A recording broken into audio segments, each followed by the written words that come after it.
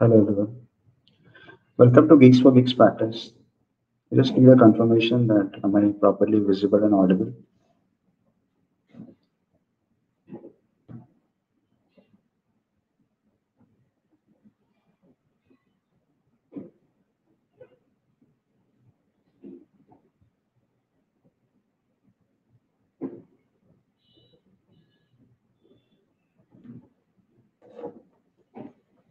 Hello.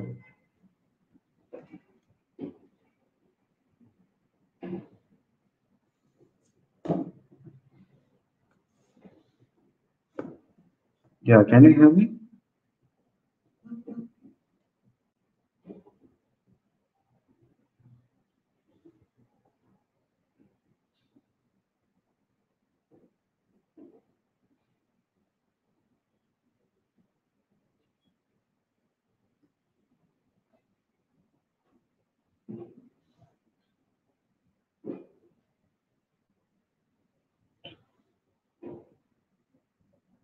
Hi guys. Am I audible? Can you just confirm?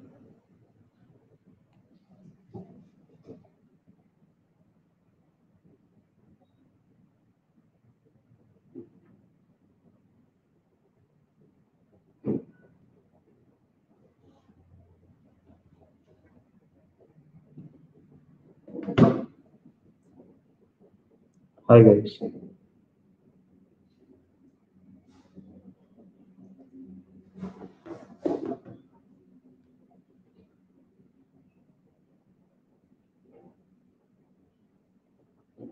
Yeah, can you please confirm? Okay, great. So let's start with today's lesson.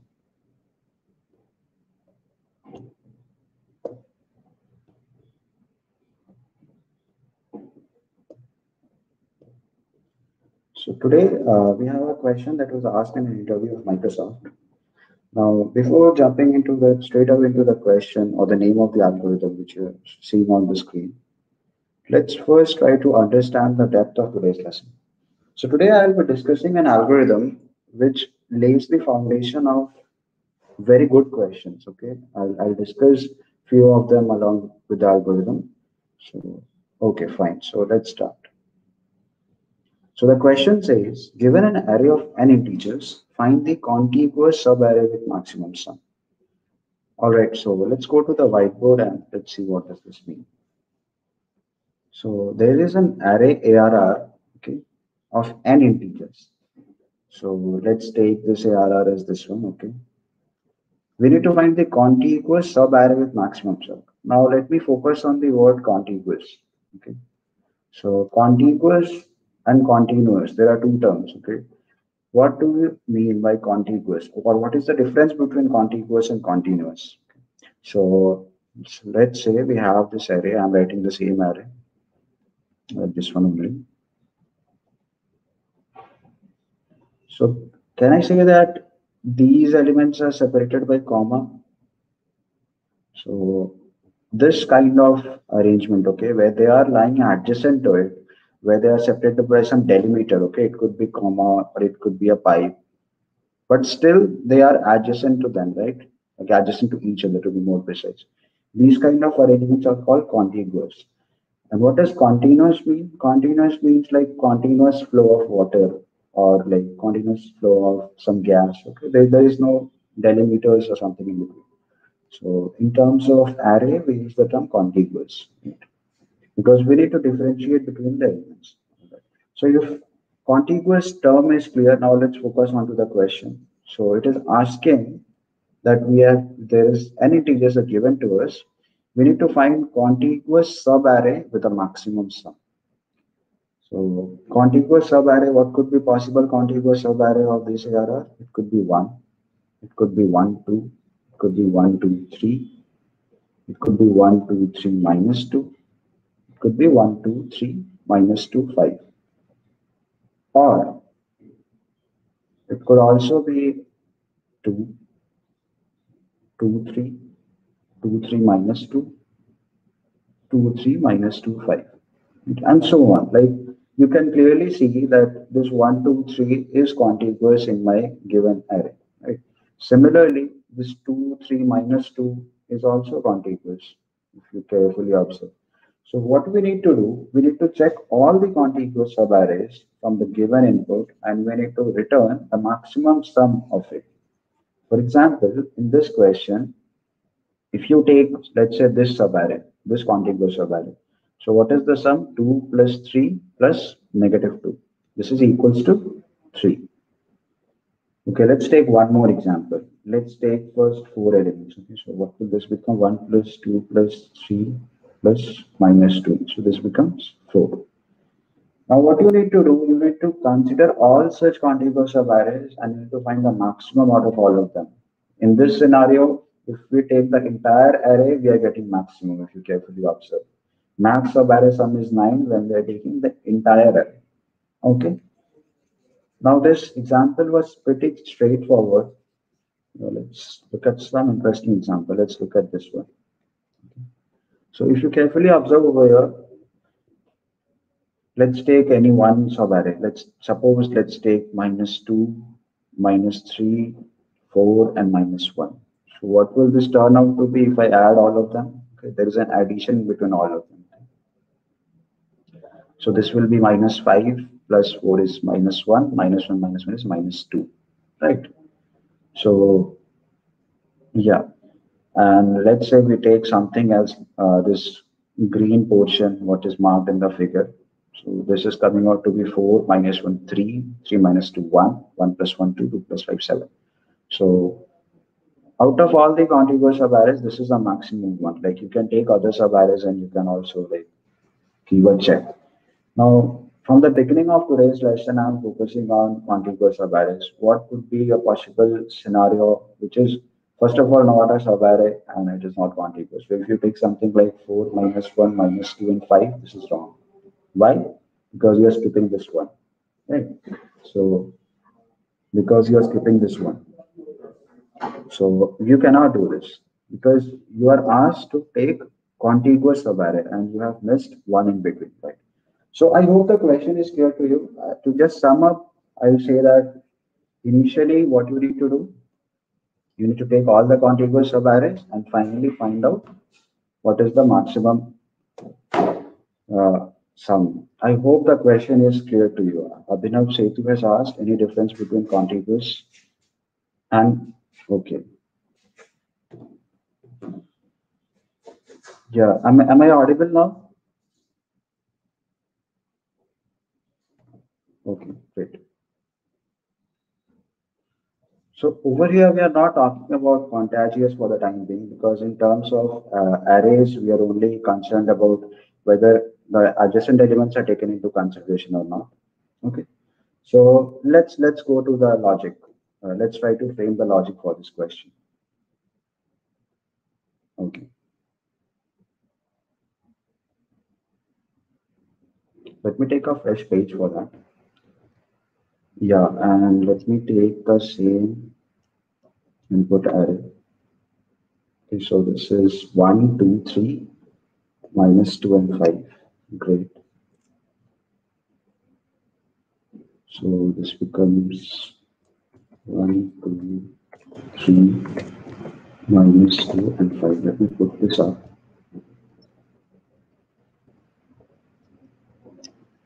Okay, we know that the answer for this is 9, right? We know already the answer, but we are trying to frame the logic for this. All right. So let me first try to go with a very basic approach, like what comes to my mind when I see these kind of questions. So the very first thing which comes to my mind is like, let's say I take all the subarrays, find all the maximums, okay, and at the end return my answer. So if I take all the subarrays, it will look something like this for the combination with ones, okay.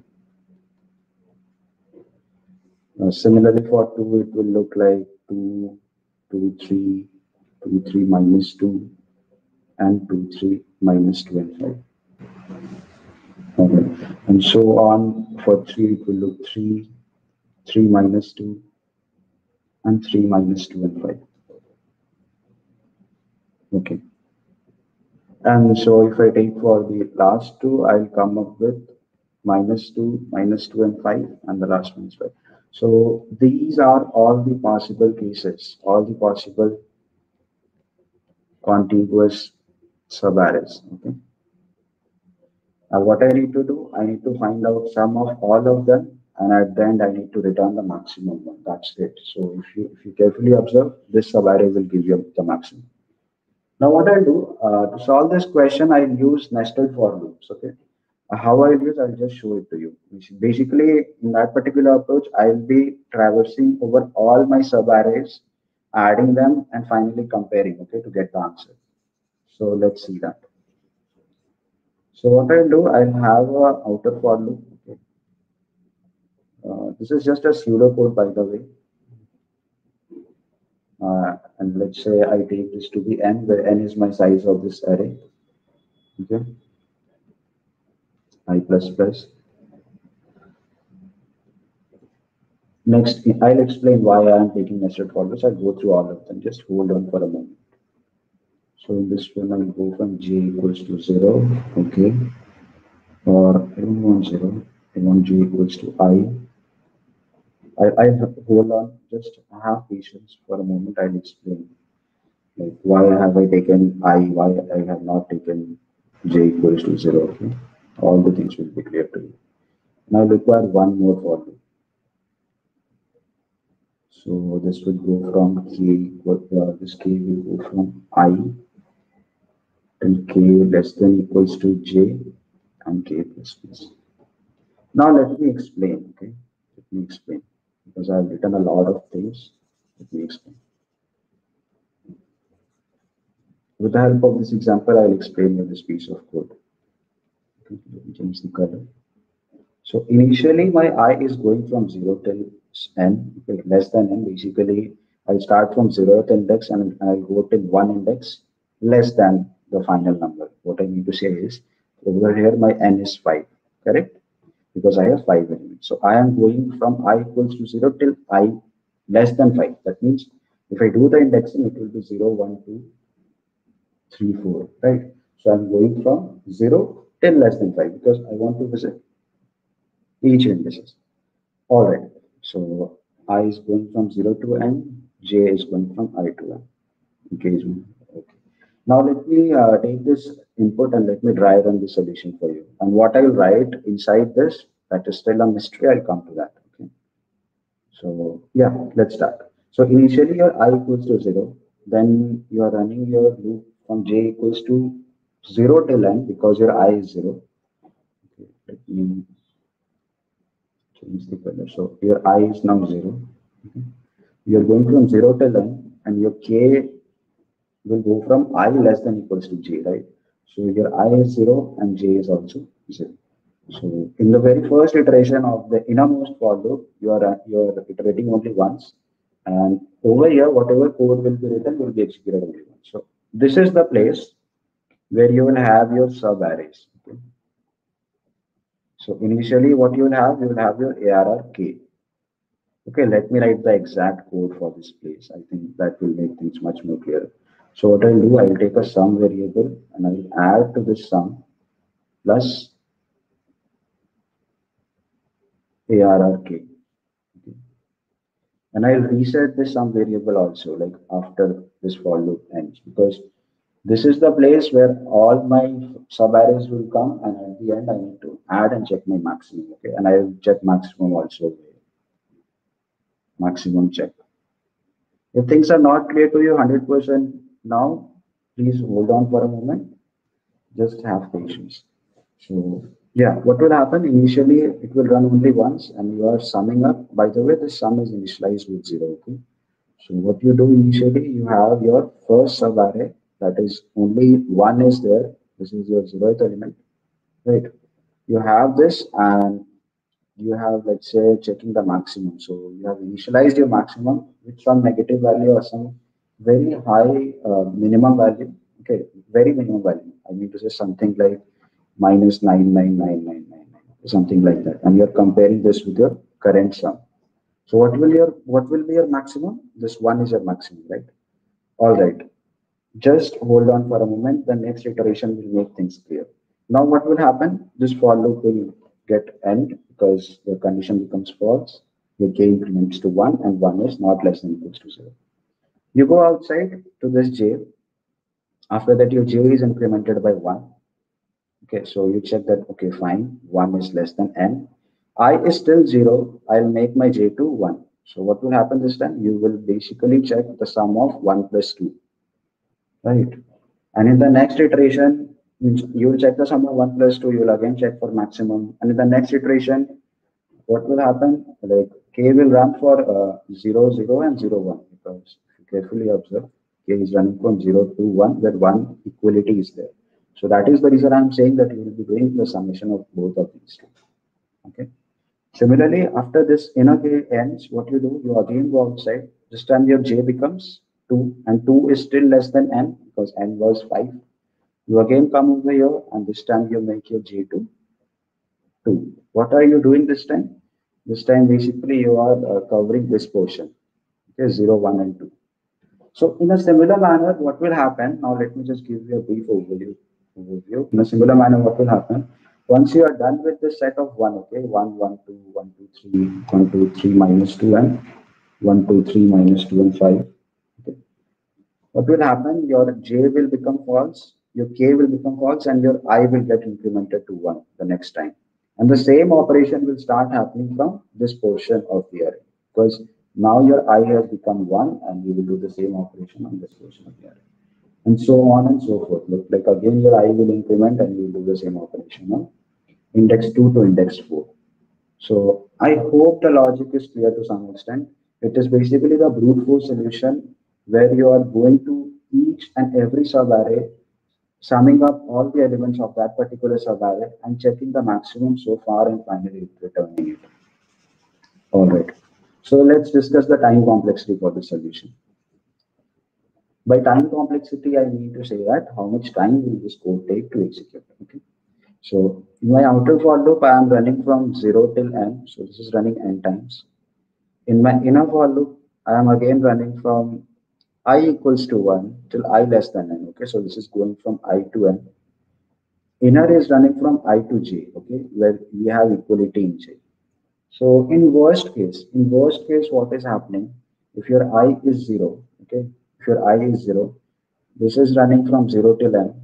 This is also running from 0 till n. Okay, there might be a scenario where I is 0 and j becomes n. So basically, this is of order n cube in worst case. Okay. Basically, for let's say n equals to 10, this is taking some time like 1,000 time minutes. Okay, so this is a very bad solution. Bad solution in the sense it will not run for huge huge number of elements in an array, because in the field of competitive programming you are allowed only 10 to the power 8 operations per second. Okay, so you cannot take this particular solution over there if you have n, let's say 10 to the power 3. What will happen? This 10 to the power 3 to the power 3 becomes 10 to the power 9. Okay, and so you cannot do that. So that is the reason I'm saying that this solution will not work in contests and competitive programming area. All right, can we improve this? Can we improve this solution? I think we can. So let's have a look at that as well. Okay, let's have a look at that solution. See, whenever you're solving any question, you should not always think of the optimized approach. Like it's good to think, but if you're able to think, then it's great. But otherwise, what you need to do, you need to start from the basics and you need to see like how can you make it better. Okay? That's the way one arrives at a good solution. Yeah, so let's have a look at a better solution. So what I'll do this time, I'll take two variables. Okay, let's say the two variables are max so far. Okay, I'll explain what do they mean, and let's say the another variable is max ending here. So this max so far will store my final answer. This will store my final answer, and max ending here will keep a track till what portion of the array I have went and what is the maximum ending till that point. Okay, like max ending here till this is 1, max ending here till this is 3 because 1 plus 2 is 3. Okay, and so on and so forth. So let me write the pseudocode for this. So what you'll do basically, you will run a loop. Okay, This time I'll be using only one loop. So you'll have a look at the beauty of the solution. Okay? So I'll run a loop from I equals to 0 till I less than n, and I'll do I plus plus. Okay? Now let me write the code for it. So yeah, we have two variables also, max so far, okay, and other is. Let me initialize it with some very big negative value because I'll be comparing it. Okay, and after that, let's take max ending here.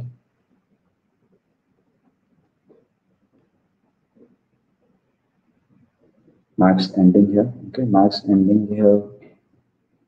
Yeah, let's take this as 0 because I will be using it to sum up my elements, right?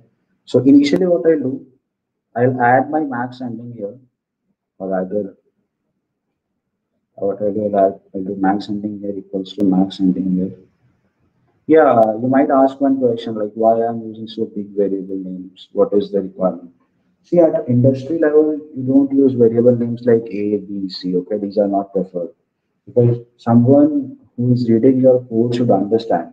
Today, you are working in that organization, but once you have done the code or you have went to some other project, someone who has come up should be able to read your code, right? So it is a good practice to give meaningful variable names already. So what I do, I add my current element to it, and this is my ARR. Okay, by the way, this is my ARR. So I am adding max ending here. Sorry, I'm adding ARRI in my max ending here in every iteration of the loop. All right. Now the important part: if my max so far, okay, if my max so far is less than max ending here, or max ending here is greater than max so far, then what I need to do, this simply means that I have reached a position, I have reached a position where my max ending here or the summation of my contiguous subarray is greater than what I have already stored in my final answer. So it's pretty much logical. What I do, I'll update my max so far with max ending here, right? Okay, all right. So will this code work? Like, do I need to do anything else? All right, for explaining this, let me take an example. Suppose I have an input -1, -2, -5, and -9. Or let's say this -2 is the second element. Now what you're doing, you're initially taking your max ending here and you're adding your error eyes to it, right? So your max ending here initially will be -2. Okay? You will compare it with your max so far. Your max so far will get updated because your earlier value is lesser, right? So let me denote it as MSF, okay, and MSMEH, okay. So max so far was initially a very big value, something like that, and it become -2. All right. Now what happened in the next step? Next step, you are again going up and you are adding it to -3, right? So basically -1, so -2 and -1 becomes -3. Again, you are checking. Is max ending here, that is -3, max so far -2. Is -3 greater than -2? No. So you do not update it. And you do the rest for all of them and you finally return your max so far. My max ending here, okay, if my max ending here is becoming negative, if it is becoming negative, then what I need to do, I need to update my max ending here with 0. Let's see if this helps or not. I'll take the same example again. Okay. So this time, all right, just a second. What was the example? Okay, -2, -1, -5, -9. Okay. So -2, -1, -5, and -9. All right. So initially, your max ending here will be -2. Obviously, your max so far will also get updated. It will become -2. After that, you check your max ending here which is less than 0? Yes, it is. So you make it to 0. So it is again made to 0. And what you are doing, adding your ARR I this time. So you have already passed -2. So your now ARR I will be -1. And you add -1 over here in max ending here and you are checking. Is my -1 greater than -2? Yes, it is. So you update your max so far with -1, right? And similarly, after this, you again make it to 0 because still your max ending here has a negative value, right? So this still becomes 0 again. This max ending here again becomes 0. And you do the same check for -5 and -9, but it will not change the value because -1 is greater of all of them. So this algorithm, what I just showed you, is known as Kadane's algorithm. And this is the topic of today's lesson. And let's appreciate the time complexity, okay, of this particular algorithm. So it is doing it in big O of n time, means in just a single traversal. All right, fine. See, this is a good approach, but there are slight optimizations to this approach as well. Okay, so before going into that optimizations, let's have a look at the code and I'll try to optimize it over there itself. Okay, if required, I'll come to the whiteboard. All right. So let's go to our portal, Geeks with Geeks Practice. Fine. So if you're able to see the screen, the code is in Java. So let me make it full screen. I hope the code is visible to you. Just zoom in a bit. All right. So this is the solution which I discussed to you right now. Okay.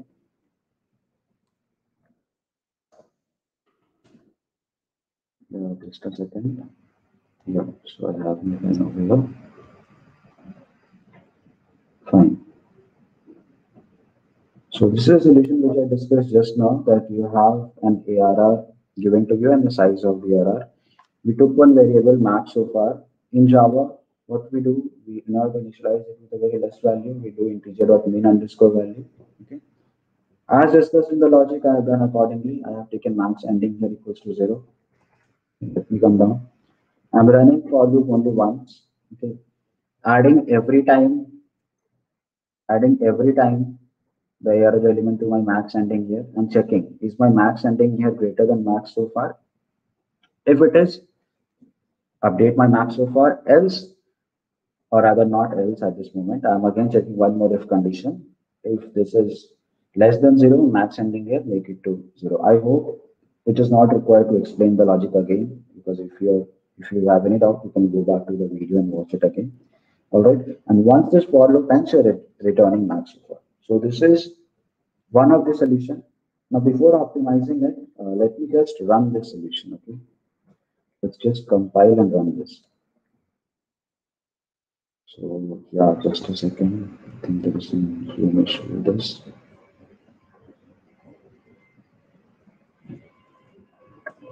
Yeah. So let's try to compile this first.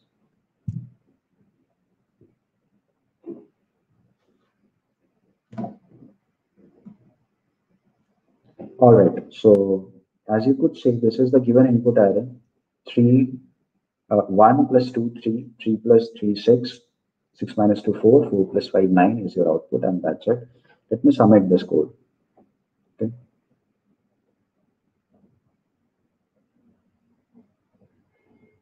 Fine. Great.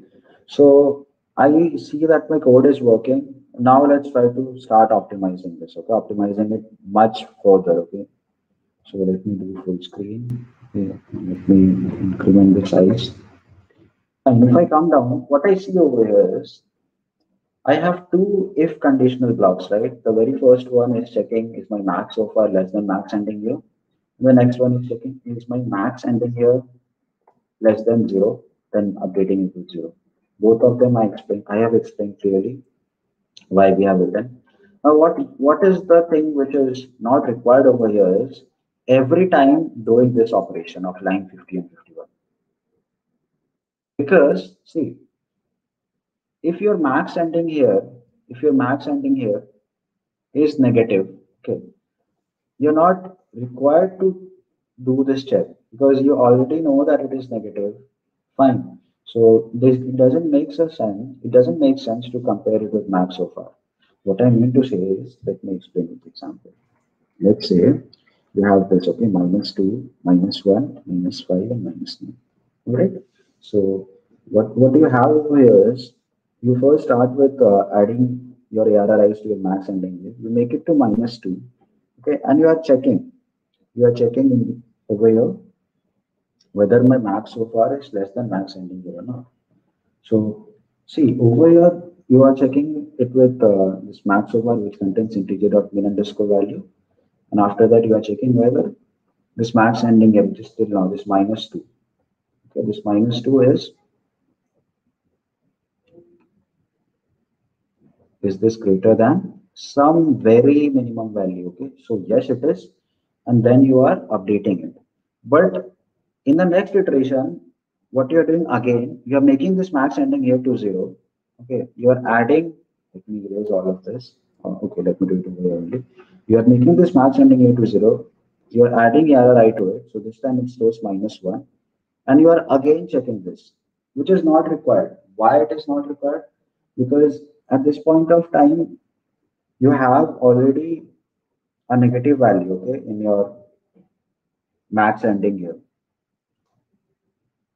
Okay, so it's not required. Like it will surely, if it's negative value, it will make max ending here to 0 as per the logic discussed. So what changes we need to do is, let me just clear this. What changes we need to do is, we can comment out this line, okay, and we can take it in the else part. Now let me explain how this will work.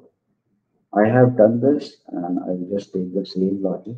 I'll just take the same piece of example: -2, -1, -5, and -9. So initially, your max ending here will add, and it will become -2. Okay. So this is less than 0. It will again break down to be 0. Okay. You're not checking anything over here. Okay. You're not checking anything over here because this else part will not get executed. All right. Or just a second. Let me first run this piece of code.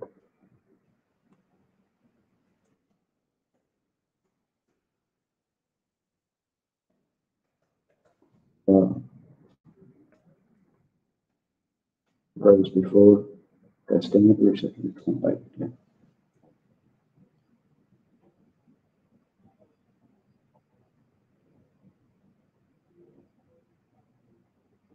All right, let's try to submit this.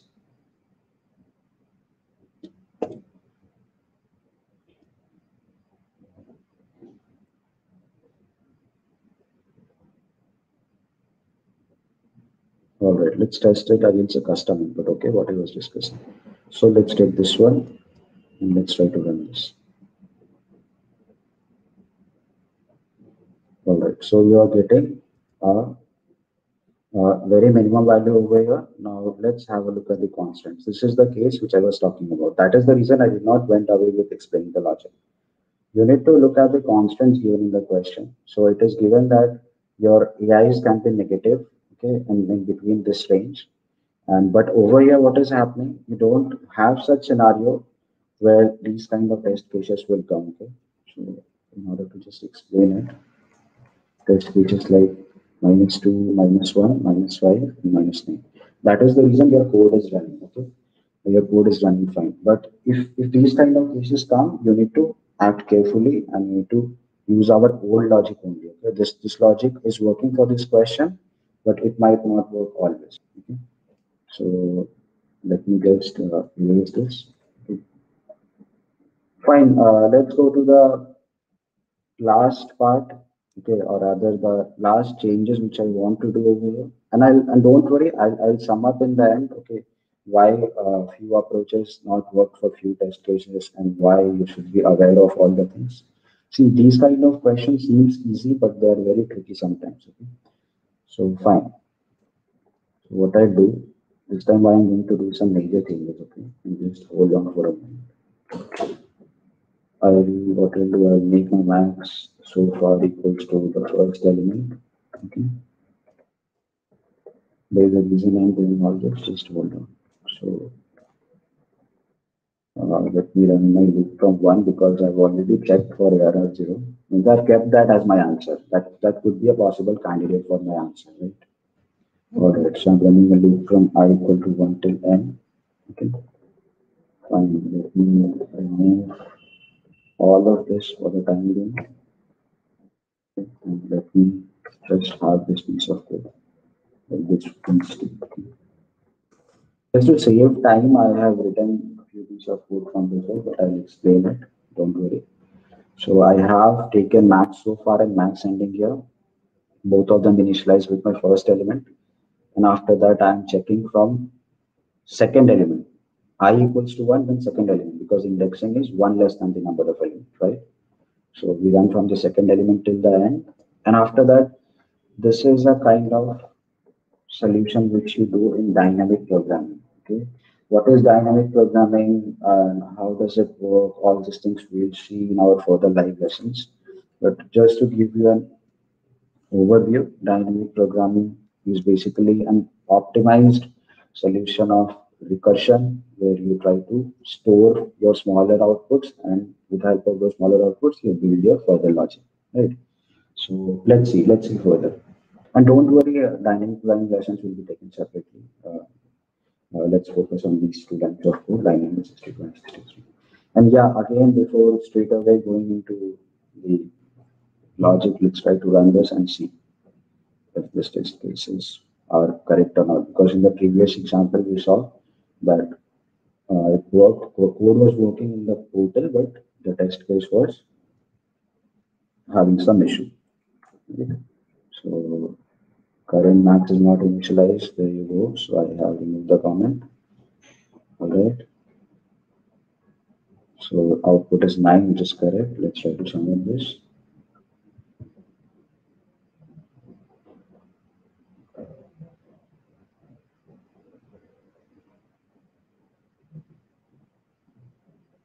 Okay. So we are getting the output. Fine. And let's try to test this against our custom input as well. Okay. So that was of the input. Yeah, this one -5, -2, -1, -1. So this is giving me -1, which is the correct answer.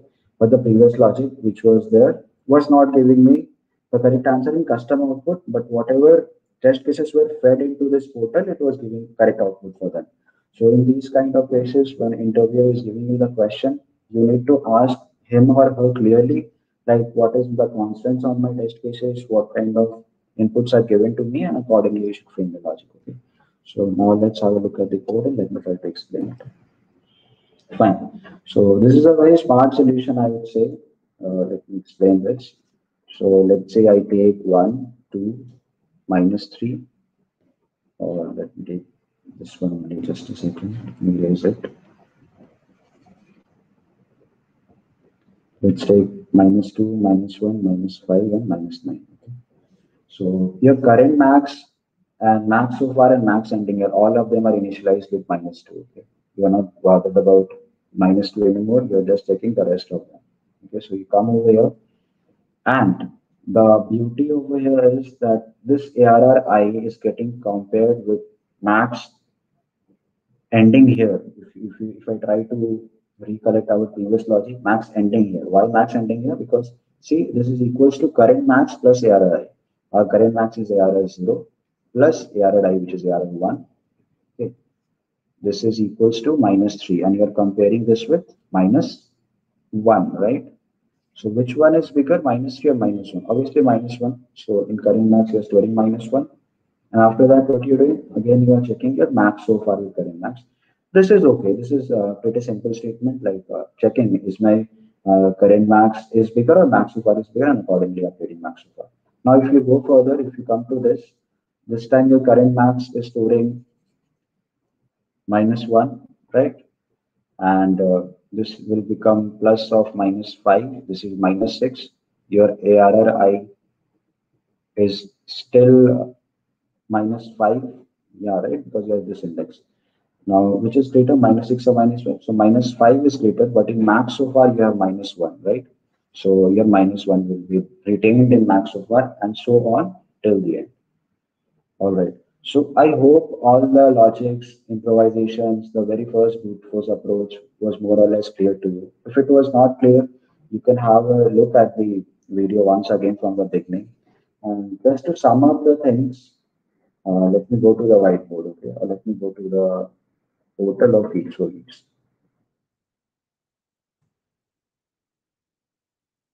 See why I'm saying that I need to sum up, because I know that I've discussed a lot of approaches, and if I don't sum up, it might sound confusing.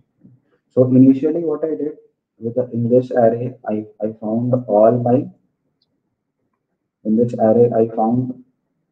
Let me check the 3 seconds. In this array, I found all my sub arrays, added them, and got the maximum. Right? That was pretty simple. Okay, I would have written the code for this, but that's not the best solution. That is why I did not wrote. After that, I introduced you to the algorithm known as Kadane's algorithm. Okay, where I was using max ending here.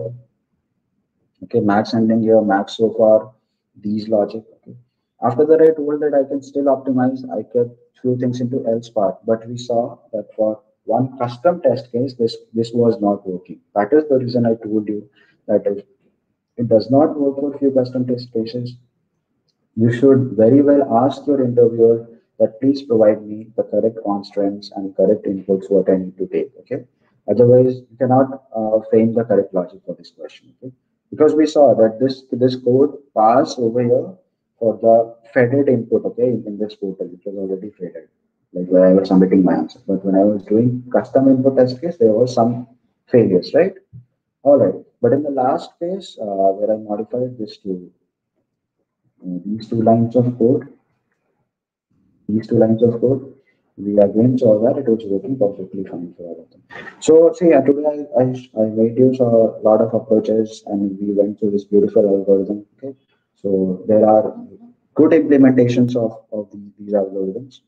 So what you need to do in these kind of questions is basically at the end of every live lesson, I always tell you something about the catch of every question. Like if you visit my earlier live lessons also, like questions from Morgan Stanley or Make My Trip, I have clearly told like what you need to focus on these kind of questions. So today over here, in these kind of questions, you need to be very careful on the constraints of your input. Okay, like input as in what range, and we should read the question carefully. Like sub-array is there, contiguous is there, okay? So that's it. Like if you're good with your constraints, then you can also calculate in what time complexity you should write your solution. Like at one point of time in our today's live lesson, I told you that in competitive programming or in contest, we are allowed only 10 to the power 8 operations per second. Okay. So accordingly, you should adjust your logic. Okay? So I hope today's lesson was clear to you. If you have any doubts, now you can take them.